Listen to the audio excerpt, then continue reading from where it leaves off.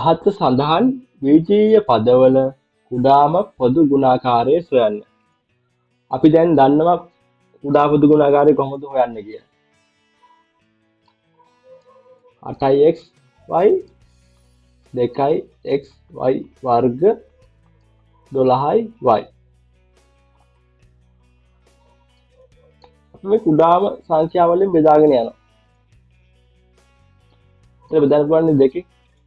දෙකෙන් බෙදුවාම 4xy xy වර්ග 6y y.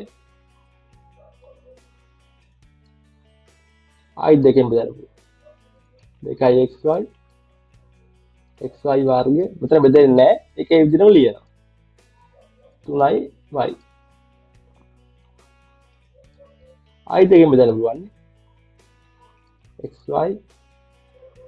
xy වර්ග 3y y.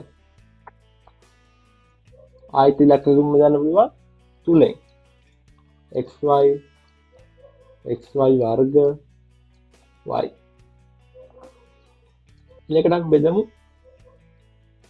x ෙන් බෙදුවත් එකයි y ගෙන් බෙදුවත් එකයි.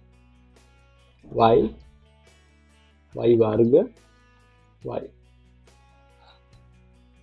ආයි y ගෙන් බෙදමු. 1y 1. y ගෙන් බෙදුවම 1.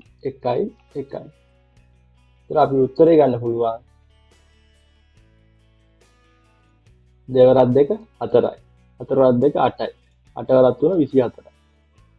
24යි xy වර්ගයක් එනවා.